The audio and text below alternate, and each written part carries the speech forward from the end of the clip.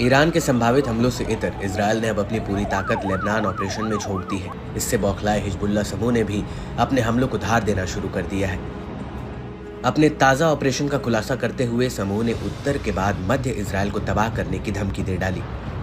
मैगन David Adom ने Lebanon से दागे गए रॉकेट से तीरा शहर में घायल हुए लोगों की संख्या बढ़कर 11 कर दी है।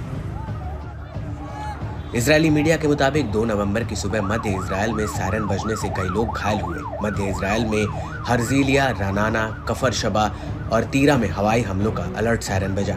आईडीएफ ने कहा कि लेबनान से 3 रॉकेट इजरायली एयर स्पेस में घुसे, जिनमें से 2 रॉकेट को हवा में मार गिराया गया, जबकि 1 रॉकेट इजरायल के इलाके में जा गिरा। बताया गया कि तीरा में स्ट्राइक से एक इमारत में कई लोग फंस गए, जिन्हें फायर ब्रिगेड ने कड़ी मशक्कत से सुरक्षित बाहर निकाला। इमारत से करीब 8 लोगों को बचाया गया, जिनमें से कई घायल हुए। बता दें कि तीरा एक अरब शहर है, जो एक सप्ताह में हिजबुल्लाह के रॉकेटों से प्रभावित होने वाला दूसरा अरब शहर है। लेबनान प्रतिरोध ने इजरायल और उसके सैन्य ठिकानों के खिलाफ जवाबी कार्रवाई की। समूह ने दावा किया कि इजरायल की कई बस्तियों और सैन्य टुकड़ियों को निशाना बनाया गया। लड़ाकों ने किरेत शमोना समेत कम से कम 3 इजरायली बस्तियों को पूरे दिन मिसाइलों से निशाना बनाया। लड़ाकों ने बड़े रॉकेट बैराज के साथ करमील और मालोत तरशीहा की बस्तियों पर भी बमबारी की।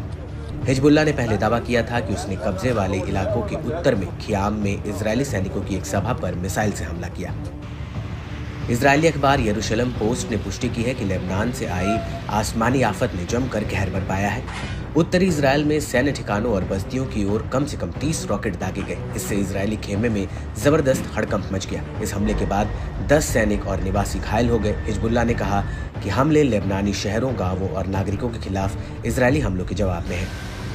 दरअसल बीते दिनों इजरायल के हवाई और तोप हमलों से लेबनान के कई रिहायशी इलाकों में जबरदस्त तबाही मची। दावा है कि बड़ी संख्या में लोग हताहत हुए। लेबनान के स्वास्थ्य मंत्रालय ने बताया कि बालबेक हरमेल इलाके में इजरायली हमलों में कम से कम 10 लोग मारे गए, वहीं 2 दर्जन से ज्यादा लोग घायल हुए। बताया जाता है कि हताहतों में से ज्यादातर लोग अमजा गांव के हैं।